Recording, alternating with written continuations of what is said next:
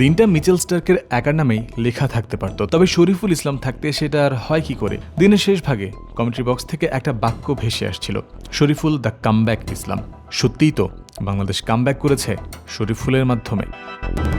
ক্যারিয়ারের প্রথম ফাইফার, স্টার্ককে টেক্কা দিয়ে নিজেও 6টা উইকেট শিকার। বোলিংয়ের বন্দনায় আলোচনার ব্যাপ্তি অনেক দূর গড়ায়, তবে এই শরীফুল তো ব্যাট হাতেও বাংলাদেশের সর্বোচ্চ স্কোরার।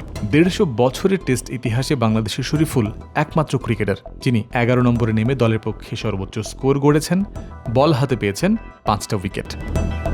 0-0-9-0-5-0 বাংলাদেশের টপ 6 ব্যাটারের স্কোর এগুলো। মাত্র 12 রানেই তারা হারিয়ে ফেলেছে 5 উইকেট।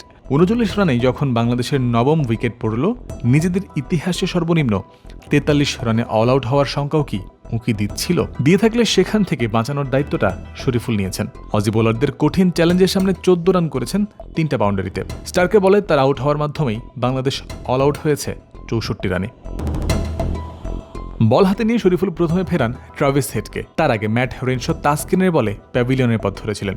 হেডের পর মার্নাস লাবুশেইনকে আউট করেছেন। গলার কাঁটা হতে থাকা স্টিভ স্মিথকে লেগ বিফোর করে স্বস্তি ফিরিয়েছেন। মাঝে অ্যালেক্স কেয়ারিকে মেহেদি মিরাজ আউট করলেন। দিনের বাকি 3 উইকেটও অল্প সময়ের মধ্যে শরীফুল পকেটে পড়লেন।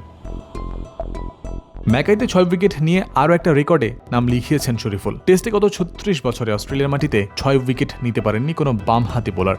অবশেষে সেই খরা কাটালেন এই টাইগার পেসার।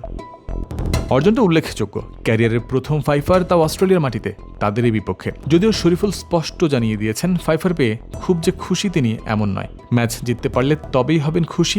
আপাতত ফাইফারের উদযাপন আর উত্তেজনা দমিয়েই রাখছেন। না, ফিলিংস তো আলহামদুলিল্লাহ প্রথম বাজে করতে সবারই ভালো ফিলিংস থাকে, এবং লাস্ট যেটা পাইছিলাম ওটাও ভালো লাগছে।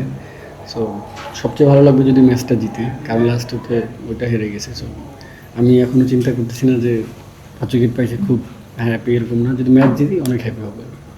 জয়ন্ত বিন্দু, ক্রিক ফ্রেন্জি।